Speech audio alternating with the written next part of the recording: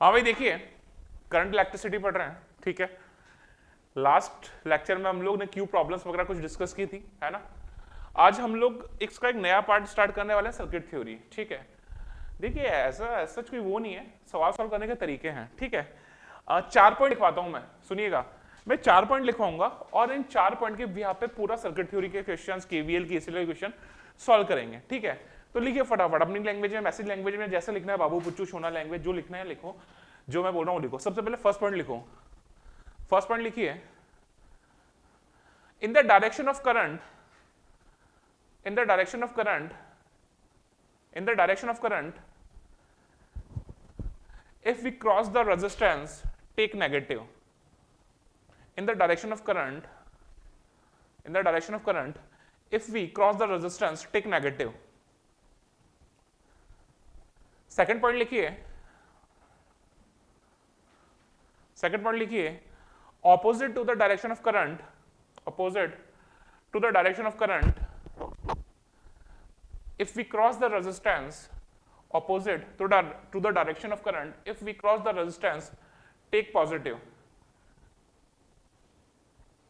जल्दी जल्दी लिखो। थर्ड पॉइंट लिखिए,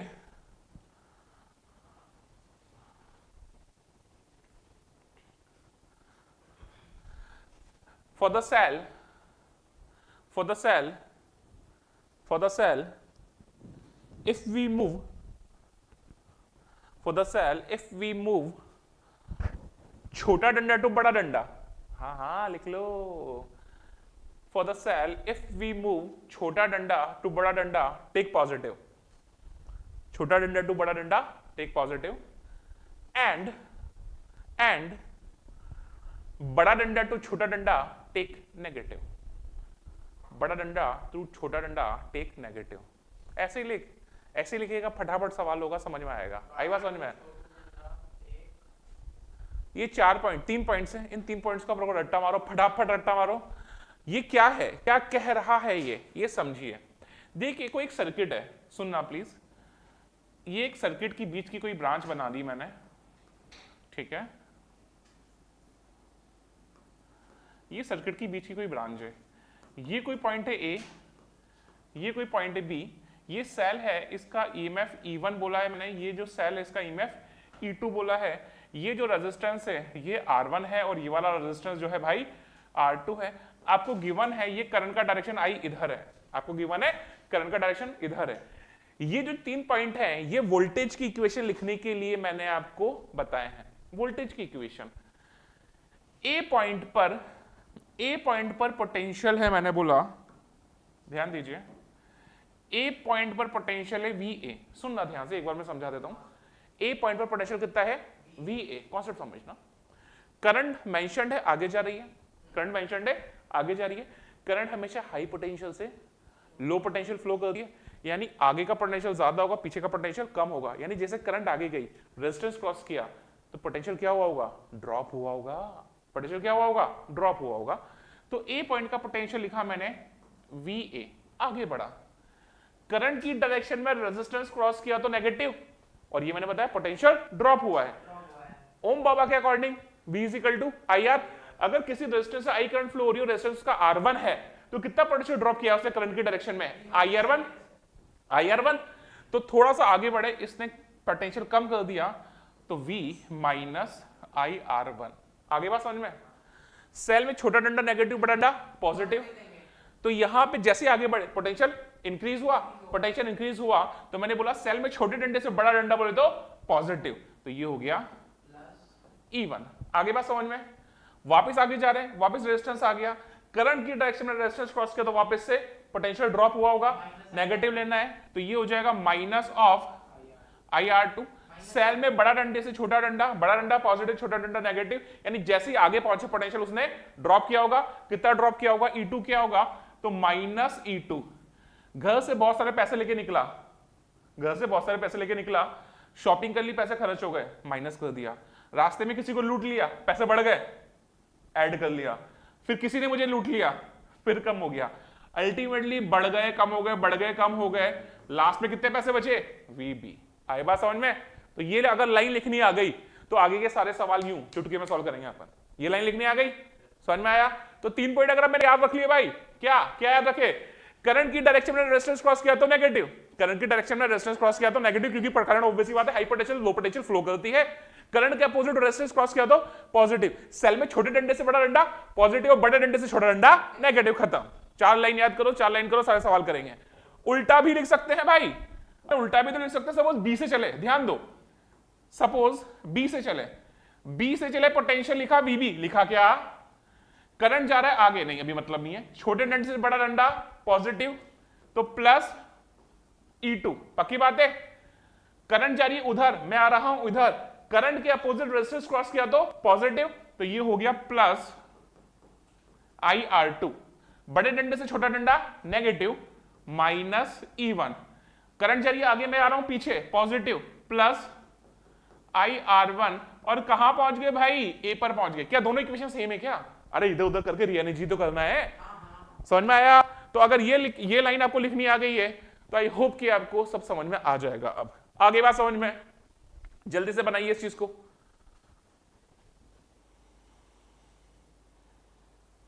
हाँ भाई देखिए, समझ में आ गया है। अब हम लोग समझते हैं किरचॉफ्स लॉ, ठीक है? तो सबसे पहले देखिए, 2 लॉज हैं, पहले एक समझाऊंगा, उस पर सवाल करेंगे। किरचॉफ्स करंट लॉ, शॉर्ट में लिखेंगे KCL। मैं फटाफट आपको बोलूंगा भैया KCL से सॉल्व करेंगे, KCL से सॉल्व करेंगे, KCL से सॉल्व करेंगे, ठीक है? तो जब मैं बोलूंगा KCL से सॉल्व करेंगे तो ये काम में आना चाहिए। KCL क्या बोलता है भाई? देखो एक चीज समझ लो, KCL बहुत ही इजी सा कानून है। आपके पास ऐसा समझो, ऐसा समझ लो कि आपके पास कोई भी सर्किट है, ठीक है? इस सर्किट की बहुत सारी ब्रांचेस हैं, ठीक है? यहां सर्किट की बहुत सारी ब्रांचेस हैं, एक पॉइंट पर आकर मिलती है जिसे हम लोग बोलते हैं नोड। आगे बात समझ में, ठीक है? समझ में आ रहा है? अब यहां पर क्या सीन है, यहां पर मैंने बोला सपोज यहां से I1 करंट आ रही है, इस नोड की तरफ यहां से I2 आ रही है, यहां से I3 आ रही है, और यहां से I4 जा रही है और I5 जा रही है। आगे बात समझ में आया? तो ये क्या बोलेगा? अरे यार ये जो पॉइंट है ये चार्ज स्टोर करने वाला पॉइंट तो है नहीं, तो ऑब्वियसली बात है उसमें जितना चार्ज पर यूनिट टाइम आएगा उतना ही चार्ज पर यूनिट टाइम जाएगा। चार्ज तो स्टोर कर नहीं सकता, बीच में कॉमन पॉइंट है बस, वो तो यानी जॉइंट है। समझ में आ रहा है ना इतनी बात? जॉइंट। हाँ आगे बात समझ में, ठीक है? अब अगर ऐसा है तो जितना करंट आएगा उतना करंट यहां से जाएगा, पक्की बात है। तो यहां पर क्या कहता है ये? Incoming current, incoming current is equal to out, क्या लिख रहा हूं मैं ये? Outgoing current. जितना करंट आएगा उतना ही करंट जाएगा। इनकमिंग करंट क्या क्या है? I1 plus I2 plus I3 उस नोड पर, ठीक है? और आउटगोइंग करंट क्या क्या है? I4 plus I5। दूसरे तरीके से जैसे ये बोल सकते हैं किसी भी नोड के लिए I1 plus I2 plus I3 minus I4 और माइनस I5, ये क्या हो जाएगा? 0। तो इसको दूसरी तरीके से क्या लिख सकते हैं? करंट का किसी नोड पे एल्जेब्रिक सम। याद है ये मैंने आपको चार्जेस का एल्जेब्रिक सम सिखाया था इलेक्ट्रोस्टैटिक्स की फर्स्ट क्लास में। तो करंट का एल्जेब्रिक सम किसी नोड पर कितना होता है? 0, क्योंकि पर यूनिट टाइम जितना चार्ज उस नोड पर आएगा उतना ही चार्ज उस नोड से जाएगा। आगे बात समझ में? जल्दी से बनाइए इसे। अब KCL यूज करके हम लोग प्रॉब्लम्स कैसे सॉल्व करेंगे उसकी एक स्ट्रेटेजी लिखवाऊंगा, और उस स्ट्रेटेजी के बिहाफ पे हम लोग फटाफट सवाल सॉल्व करेंगे। क्या बोलता है ये? एल्जेब्रिक सम, ध्यान दे इधर, algebraic sum of the current at the node, algebraic sum of current at the node remains 0. Algebraic sum of current at the node remains 0. आई बात समझ में? ठीक है? Based on charge conservation, नीचे लिख लीजिए, based on charge conservation, based on charge conservation। Obviously बात है चार्ज कंजर्वेशन में बेस्ड है, ठीक है? कि चार्ज लॉस तो हो नहीं रहा है कहीं पे, है ना भाई? based on charge conservation। अब समझिए केसीएल यूज करके हम लोग कैसे सवाल सॉल्व करेंगे, फटाफट समझिए, टॉपिक डालिए प्रॉब्लम सॉल्विंग स्ट्रेटेजी, फटाफट लिखिए प्रॉब्लम सॉल्विंग स्ट्रेटेजी, जल्दी से लिखिए problem solving strategy by applying KCL, by applying KCL.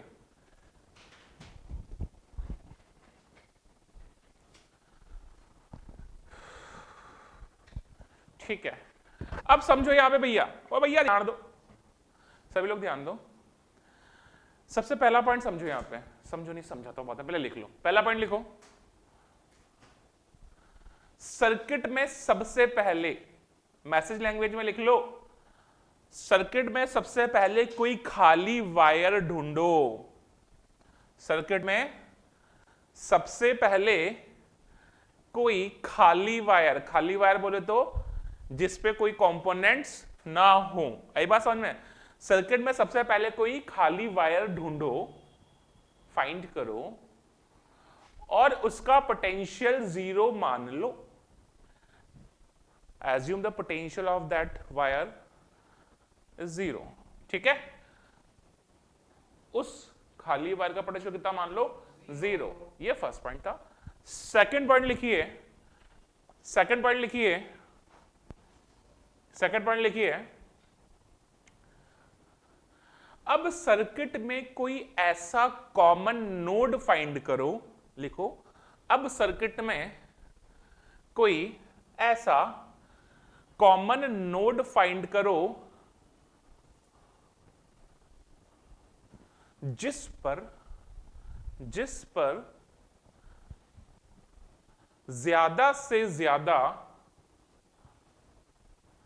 जिस पर ज्यादा से ज्यादा ब्रांचेस आकर कनेक्ट होती हों, जिस पर ज्यादा से ज्यादा ब्रांचेस आकर कनेक्ट होती हों, ये सेकंड पॉइंट है।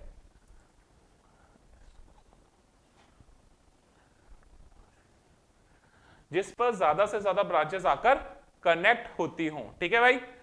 अगला पॉइंट लिखो,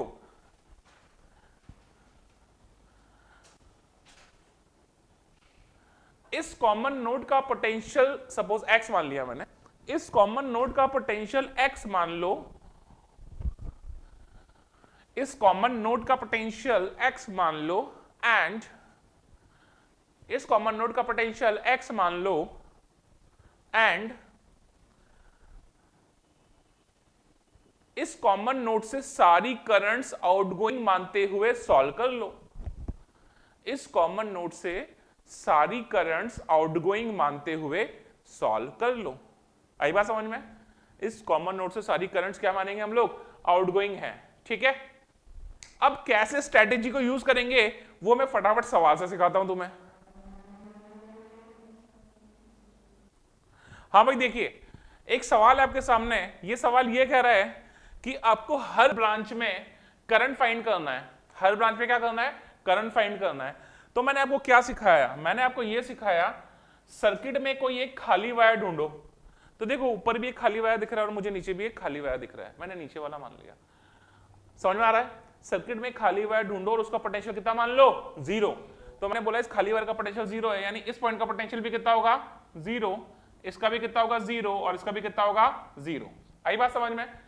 इसके बाद सर्किट में कोई एक ऐसा पॉइंट ढूंढो जहां पर मैक्सिमम ब्रांचेस आकर कनेक्ट होती हों, तो मुझे ये दिख रहा है, ये पॉइंट दिख रहा है क्या, ये वाली ब्रांच भी आकर कनेक्ट हो रही है, ये भी हो रही है और ये भी हो रही है, और इसका पोटेंशियल कितना मान लो x मान लो, क्या मान लो x मान लो।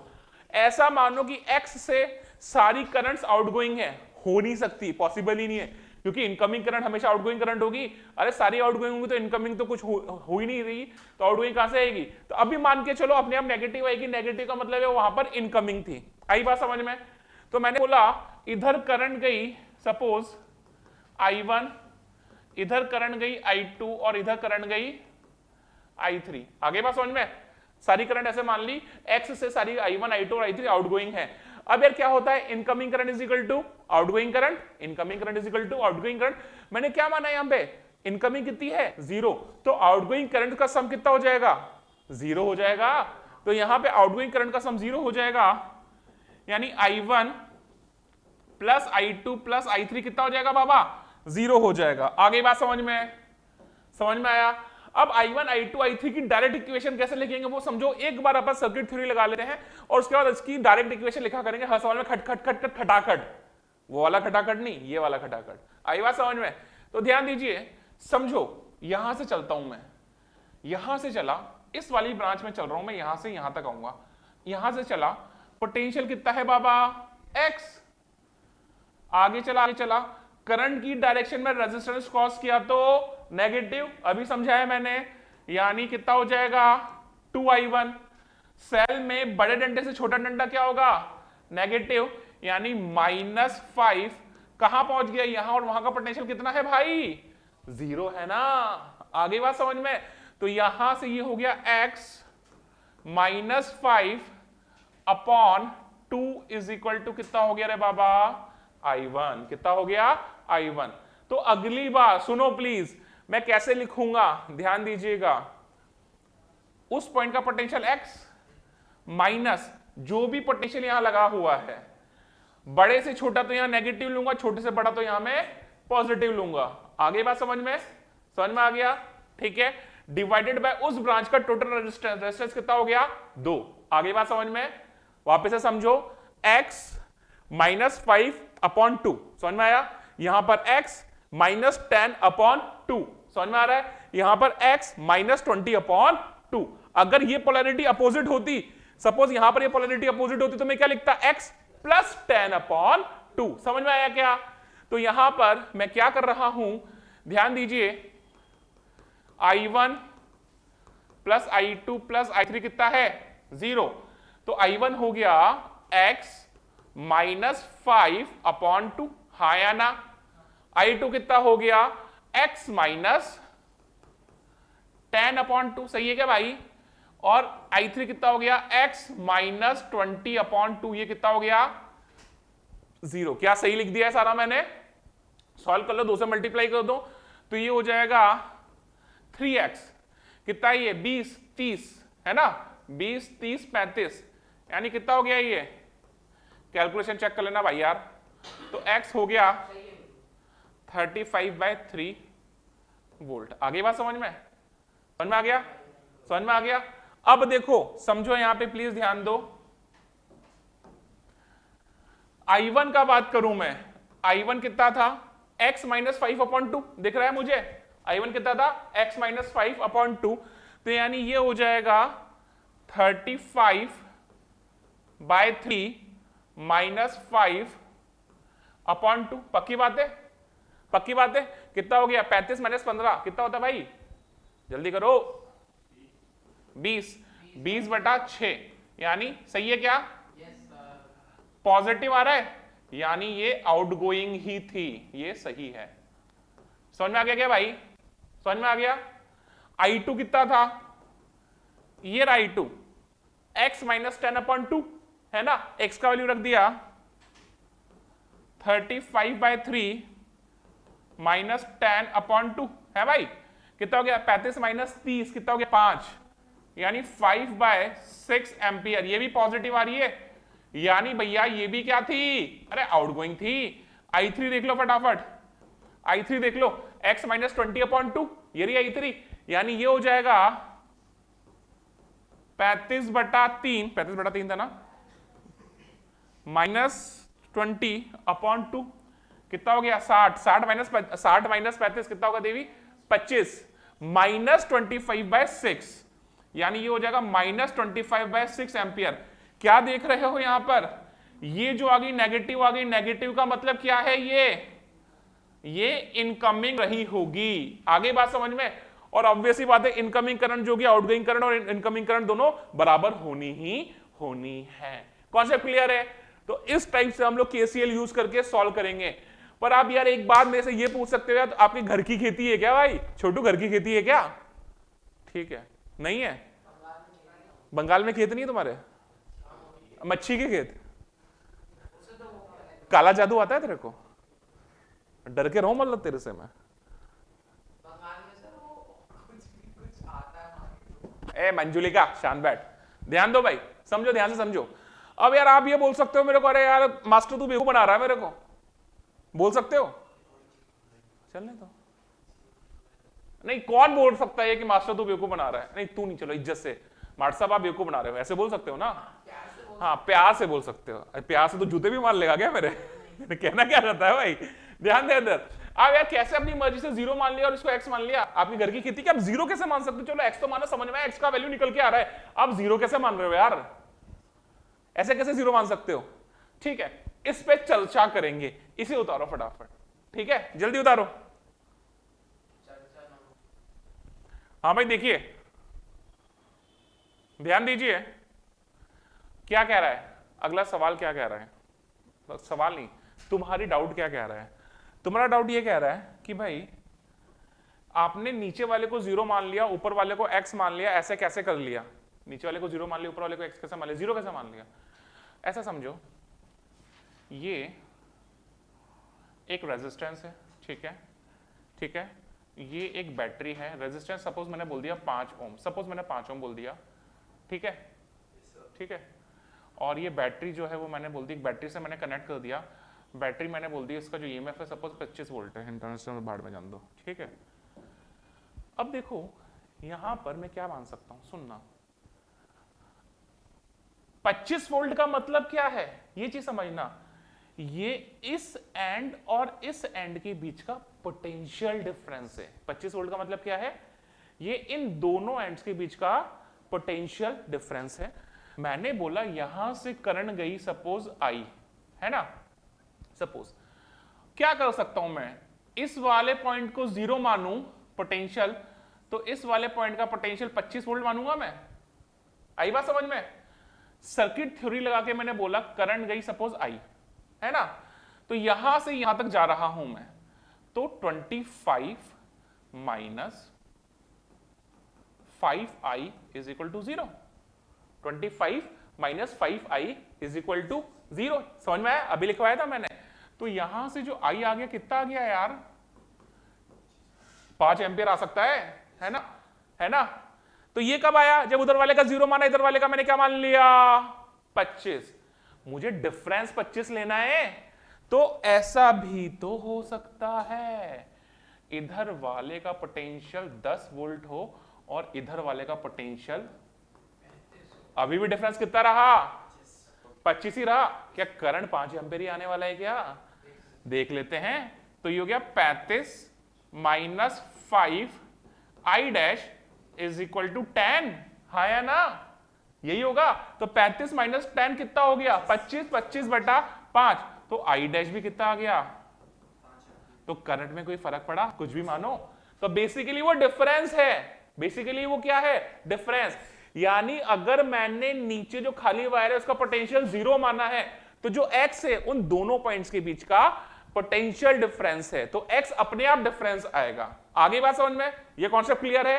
तो आप 0 मानोगे तो अपने आप 25 आया। आप अगर उसको सपोज 10 मानते, नीचे वाले का पोटेंशियल 10 मानते, तो x का वैल्यू अपने आप उसके अकॉर्डिंग चेंज होकर आता कि डिफरेंस जो है वो उतना ही बना रहता, 35 बटा 3 वोल्ट ही बना होता। बट सवाल आसान कब होगा? जब आपके सामने सीधा सीधा यहां पे 0 आएगा, तो कैलकुलेशन इजी हो जाएगी। अगर आप 10 वोल्ट मानोगे तो थोड़ा कैलकुलेशन बढ़ जाएगा, तो हम 0 मान लेते हैं। आई बात समझ में? तो ये बेसिक सा कॉन्सेप्ट है, डिफरेंस आता है वहां पे, इसलिए करंट में कोई फर्क पड़ने वाला नहीं है। समझ में आया क्या? चलिए अगला सवाल है आपके सामने, ध्यान दीजिए। पिछले सवाल से थोड़ा सा कॉम्प्लिकेटेड है, वैसे इजी सवाल है। क्या करना है? ऊपर पोटेंशियल लेना है, नीचे रेजिस्टेंस लेना है, ठीक है। ध्यान दो, सबसे पहले मैंने क्या माना? विनीत भाई समझ में आ रहा है आपको? जैसे गुस्से में घूर के क्या देख रहे हो? 22/5 माइनस 22/5 आपको कितना आ रहा है? अच्छा मतलब नहीं आया, समझ में आ गया मेरे को। ये पूरा का पूरा खाली वायर है भाई, भाई सब लोग ध्यान दो। इसका पोटेंशियल कितना मान लूं मैं? खाली वायर का पोटेंशियल मैंने मान लिया 0, तो ये भी 0, ये 0, ये 0, ये कॉमन नोड है भाई। इसका पोटेंशियल कितना मान लिया मैंने? x। आई बात समझ में? सारी करंट आउटगोइंग मान लो, ये हो गया I1, I2, हमें पता है I1 plus I2 plus I3 plus I4 कितना होना चाहिए? 0 होना चाहिए, पक्की बात है। अरे बाबा यार क्या ही हलवा सवाल है। अगर तुम्हें सर्किट की इक्वेशन लिखनी नहीं आ रही है तो एक बार पूरा का पूरा अपना कानून वाले 4 बिंदु याद करो, पूरा लिख के देख लो। लिख के देख लेते हैं। सपोज मैं इस वाली ब्रांच के लिए लिख रहा हूं, यहां से चल, ध्यान दो, ध्यान दो, यहां से चल, एक्स, प्लीज देख पीयूष, तेरे को प्रॉब्लम आ रही थी, ध्यान दे, छोटे से बड़ा +8, समझ में आया? आगे 2, करंट की डायरेक्शन में रेजिस्टेंस क्रॉस किया, नेगेटिव, यानी -2i1। आगे बड़े से छोटा नेगेटिव, -2, ठीक है, यहां पहुंचा -2i1, कहां पहुंच गया? 0 पर। तो देख कैसे लिखें, x +8 -2, x +8 -2 अपॉन 2 + 2 = i1। सही है क्या भाई? तो अगली बार सीधा लिखे से x +8, छोटे से बड़ा पॉजिटिव, बड़े से छोटा नेगेटिव -2, तो ऊपर पोटेंशियल, नीचे रेजिस्टेंस 2 + 2। समझ में आया? तो भैया टाइम बचाएंगे हम लोग, टाइम बचाएंगे।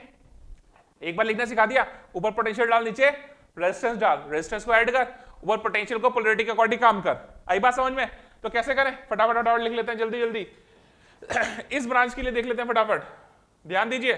ये हो गया x +8 -2, x +8 -2 अपॉन रेजिस्टेंस 2 + 2, ये तो हो गया i1, है ना? i2 देख ले, x -4 दिख रहा, सॉरी +4, x कितना है? +4, तो ये क्या, x +4 अपॉन 2 + 2 दिख रहा है। इस वाले के लिए देख लिए, x -2 + 10 दिख रहा है क्या? x -2 + 10, x -2 + 10, रेजिस्टेंस कितना है? ओनली 2। प्लीज कैलकुलेशन चेक कर लीजिएगा, कहीं मैं कुछ गलत तो नहीं लिख रहा हूं। x -4 दिख रहा है क्या? x -4 अपॉन 2 + 2, x -4 अपॉन 2 + 2 किसके बराबर हो गया? 0 के बराबर हो गया। पक्की बात है? कब बेटा? थर्ड वाले में x -2 + 10 सही तो है भाई? सही तो लिखा है, सही लिखा है, पक्की बात है? अब देखो कितना हो गया, 8 - 2 कितना हो गया? x +6 अपॉन 4, है ना भाई? इधर हो गया x +4 upon 4 plus x +8 upon 2, और वहां पे हो गया x -4 अपॉन 4 = 0। 4 से मल्टीप्लाई कर दें क्या? 4 से मल्टीप्लाई कर दिया तो x +6, x +4 plus 2x plus 16 plus x -4, सही है भाई? ये गया 1 2 4 5, ये हो गया 5x, ठीक है भाई?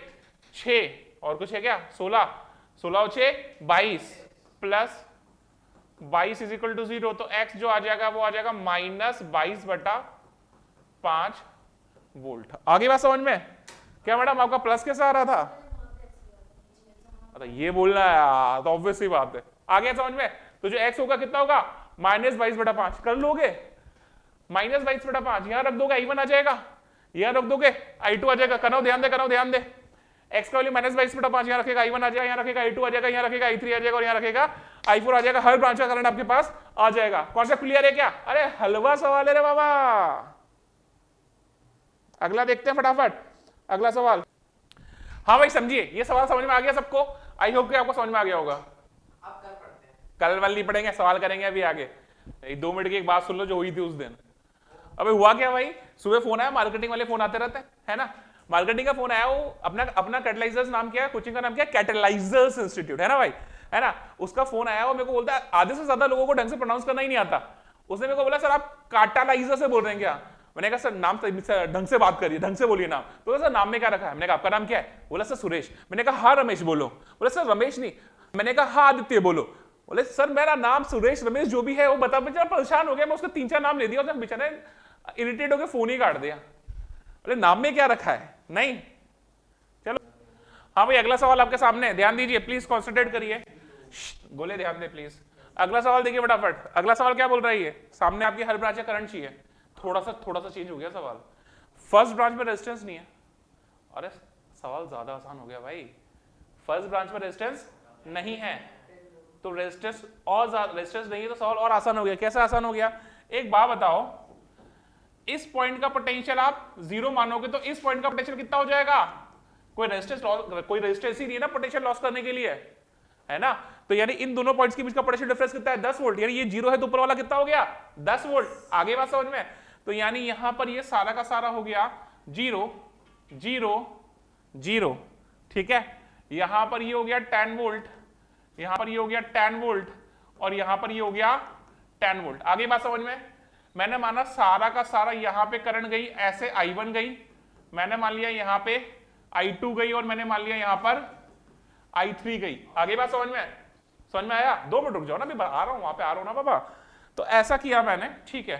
तो जो I1 है, I1 समझिए, I1 ऐसे नहीं निकाल सकते, तो अपना सर्किट थ्योरी लगा लीजिए, देख लीजिए 10 minus sorry plus 30 minus 1I1 is equal to 0। X नहीं है ना, 10 ही ले लिया ना। एक्स की जरूरत ही क्या है देवी, एक्स की जरूरत ही क्या है ये बता। अरे एक्स का वैल्यू 10 है यहाँ पे, जान लेंगे। और ठीक है, तो यहां से जो I1 आ गया वो कितना आ गया 40 एम्पियर। आगे बात समझ में। I1 कितना आया 40 एम्पियर, यही आया था मैडम, ठीक है। I2 देख लो, I2 देख लो, पूरा थ्योरी लगा लो, सीधा लिख लो, जो मर्जी है लिख लो। तो ये हो गया 10 minus 40 minus 2I2 is equal to 0, है ना भाई। अरे ये देखो ना 10 minus 40 minus 2I2 is equal to 0। तो यहां से 10 माइनस 40 कितना हो गया, अरे 10 माइनस 40 माइनस 30, तो यहां से I2 जो हो जाएगा वो कितना हो जाएगा, उधर जाके वो हो गया प्लस, तो 30/2 यानी माइनस 15 एम्पियर। कितनी आ गई माइनस 15 एम्पियर। माइनस 15 एम्पियर का मतलब क्या है भाई, यानी यार यहां पर सीधी सीधी बात है, ये पॉजिटिव है, यानी यहां पर 40 एम्पियर नीचे जा रही है, सही था। आगे बात समझ में। नेगेटिव का मतलब यहां पे करंट ऊपर से नीचे नहीं आ रही है, नीचे से ऊपर जा रही है। कितनी जा रही है 15 एम्पियर। आगे बात समझ में। फटाफट देखो अगला कॉन्सेप्ट समझो, फटाफट अगला वाला देख लो। यहां पे देख लो 10 माइनस 50 है ना भाई, 10 minus 50 minus 2 I3 is equal to 0। तो यहां से जो I3 हो जाएगा वो कितना हो जाएगा 10 माइनस 50 माइनस 40, माइनस 40 उधर चला गया तो प्लस 40/2 यानी माइनस 20 एम्पियर। इसका मतलब भी क्या आ गया, इसका मतलब क्या हो गया, इसका मतलब ये वाली करंट भी ऊपर से नीचे नहीं जा रही, नीचे से ऊपर जा रही है। तो अब आगे समझ लो इस चीज को फटाफट। तो यानी यहां से करंट जो जा रही है 20 एम्पियर ऊपर जा रही है। इस ब्रांच की करंट निकाल लें, हाँ भाई क्यों नहीं निकालेंगे। अब देख 40 यहां पे आई, समझ ले इधर 40 यहां पर आ रही है, ये अच्छा कॉन्सेप्ट है। 40 यहां पर आ रही है ना। ये कितनी है 15 और ये कितनी है 35 सॉरी 20, तो टोटल कितनी हो गई 35।